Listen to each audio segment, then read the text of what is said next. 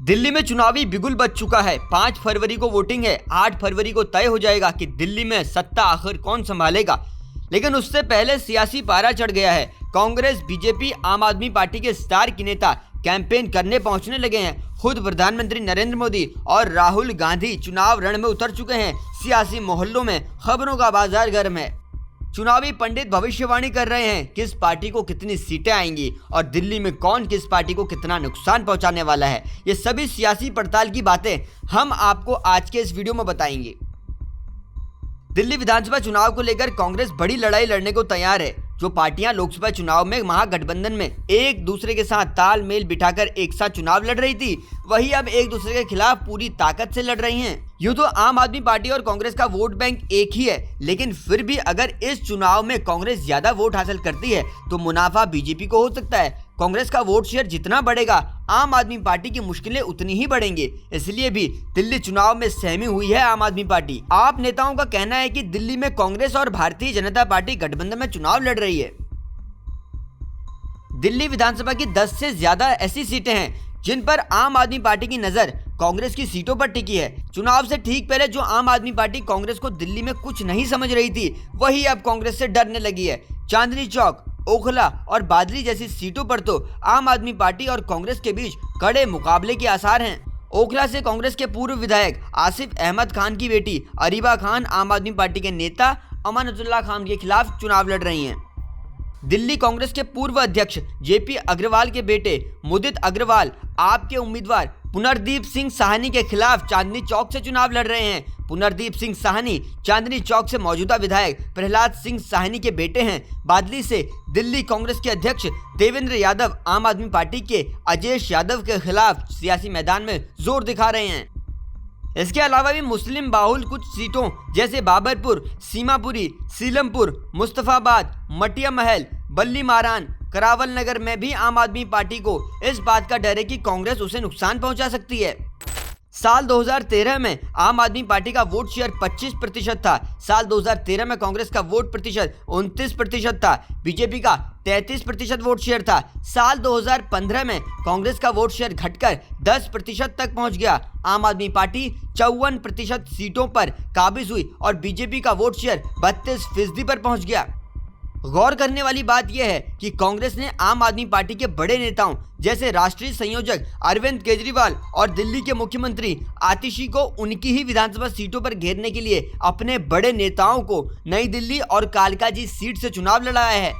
केजरीवाल के खिलाफ पूर्व मुख्यमंत्री शीला दीक्षित के बेटे और पूर्व सांसद संदीप दीक्षित, जबकि आतिशी के खिलाफ महिला कांग्रेस की राष्ट्रीय अध्यक्ष अलका लांबा चुनाव लड़ रही हैं।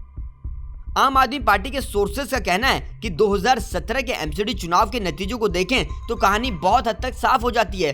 2015 के विधानसभा चुनाव में आम आदमी पार्टी को 54% वोट मिले थे, जबकि कांग्रेस को सिर्फ 10% वोट मिले थे। लेकिन कांग्रेस ने 2 साल बाद यानी 2017 में हुए एमसीडी के चुनाव में 21% वोट हासिल किए, जबकि आम आदमी पार्टी का वोट शेयर गिरकर 26% हो गया। और बात अगर तब बीजेपी की करें तो उसके वोट प्रतिशत में 4% का इजाफा हुआ था। अब बात विधानसभा और एमसीडी के चुनावों में राजनीतिक दलों को कितने प्रतिशत वोट मिले इसकी कर लेते हैं। 2013 के विधानसभा चुनाव में आम आदमी पार्टी को 25% वोट मिले, लेकिन बीजेपी को 33% वोट मिला और कांग्रेस के खाते में गया 29% वोट। बात विधानसभा चुनाव 2015 की करें तो तब आम आदमी पार्टी के खाते में 54% वोट गए और बीजेपी के खाते में 32% और वहीं कांग्रेस के खाते में गए 10% वोट। 2020 का विधानसभा चुनाव आम आदमी पार्टी के खाते में गई 54% वोट, 39% वोट गए बीजेपी के खाते में और 4% वोट गए कांग्रेस के खाते में।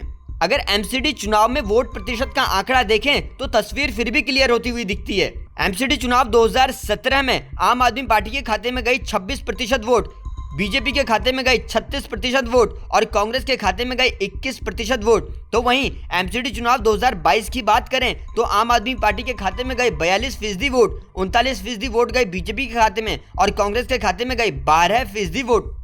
आम आदमी पार्टी के लिए ये विधानसभा चुनाव 2015 और 2020 के विधानसभा चुनाव के मुकाबले कठिन माना जा रहा है। पार्टी का मानना है अगर वो दिल्ली में 50 से ज्यादा सीटें जीत लेती है तो ये उसके लिए अच्छी स्थिति होगी, लेकिन इससे कम सीटें मिली तो इससे पार्टी नेतृत्व की मुश्किलें बढ़ सकती हैं। बताना होगा कि पिछले कुछ महीनों में आम आदमी पार्टी को कई झटके लगे हैं। कथित आबकारी घोटाले के मामले में पार्टी के कई नेता जैसे अरविंद केजरीवाल, मनीष सिसोदिया, संजय सिंह शामिल रहे, जेल जा चुके हैं। आम आदमी पार्टी सरकार में मंत्री रहे कैलाश गहलोत सहित 4 विधायक पार्टी का दामन भी छोड़ चुके हैं। गुरुवार को योगी भी दिल्ली में चुनावी रैली करने पहुंच गए हैं। उन्होंने रैली के दौरान कह दिया प्रयागराज में कुंभ में वो गंगा जी में डुबकी लगाकर आए हैं। फिर केजरीवाल को ललकारते हुए योगी ने कह दिया केजरीवाल जी क्या यमुना में अपने मंत्रियों के साथ स्नान कर सकते हैं। और इसी के साथ दिल्ली में अब सियासत का माहौल और गर्म होते जा रहा है। वोटिंग की तारीख नजदीक आ रही है, लेकिन सियासत की गर्मी भी उतनी ही बढ़ रही है। आपको दिल्ली में इस बार किसका माहौल लग रहा है? कमेंट बॉक्स में लिखकर बताइएगा कि क्या आम आदमी पार्टी को सबसे ज्यादा खतरा सच में कांग्रेस से ही है? कमेंट सेक्शन में लिखकर बताइएगा। देश की सियासत की एक एक खबरों से अपडेट रहने के लिए आप जुड़े रहिए जनसत्ता के साथ।